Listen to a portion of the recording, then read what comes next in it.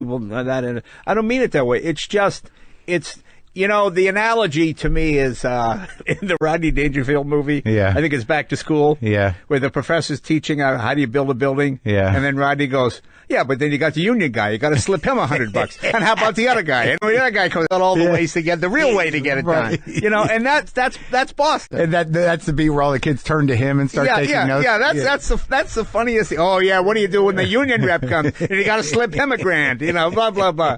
Very funny. Yeah, do you remember him? Did you know him? I love Rodney. You know what's weird, Jay, is that in retrospect, he doesn't get the respect he deserves. People talk about him, but he should be always talked about as one of the greats. He is one of the greats. Yeah. I remember the dumbest review ever. Rodney was at the Comedy Store once in the main room. Yeah. And the L.A. Times reviewer was obviously somebody new, and the reviewer said, Mr. Dangerfield has an annoying habit of constantly touching his tie and moving it. Why doesn't he get a shirt that he missed the whole point of it. When was that? The 70s? Oh, yeah, 70s, early 80s. I'll tell you my favorite Rodney story. Yeah. First time, Rodney was on The Tonight Show, and he's doing his act. And with you or with Johnny? With me. Yeah. Because that was I used to love him with Johnny. Yeah. Because Johnny would just repeat one word. Rodney, yeah. I went to the store the other day. Went to the store. I tell you, Dad, and the guy there. And what happened? And so whenever Rodney would call me, I love to do that. I love to go, things going wrong. Not good at all. Not good? Oh, not good at all. And you just repeat the last two words that he said.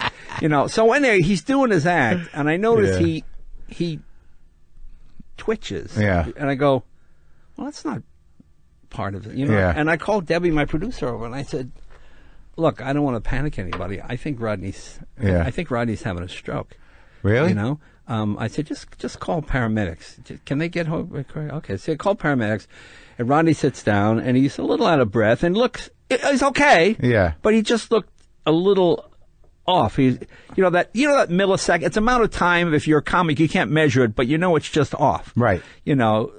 So then they come in and they say, Rodney, oh, I'm fine. I tell you, well, he did have a stroke. They took him to the hospital. Really? Yeah. Okay. So then Joan and I got to be good friends after that. That's his wife. And then years later, when Rodney was in a coma in the hospital, I went to see him. Yeah. And it was right before he died. Yeah. And Joan said, Jay, Rodney can't speak or say anything, but I think he can hear you. I said, okay. How you doing, Rodney? Blah, blah, I love you, man, all that kind of stuff. So she says to me, Rodney, if Jay, put your finger in Rodney's hand. Yeah. She goes, Rodney, if you know it's Jay, squeeze his finger.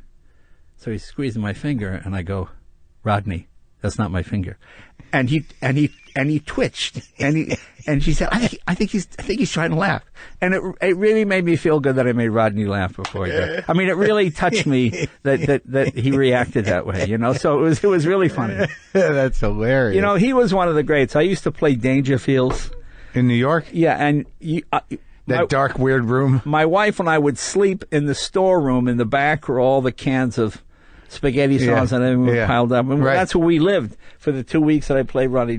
And it was so funny because Rodney was hardly ever there. Yeah. And people would come to the front. Is Rodney here tonight? I think Bob is he may be it. Yeah, he may be in late. I think he will be. And then they get the 50 cover. So you're up in Andover, and what gets you into comedy?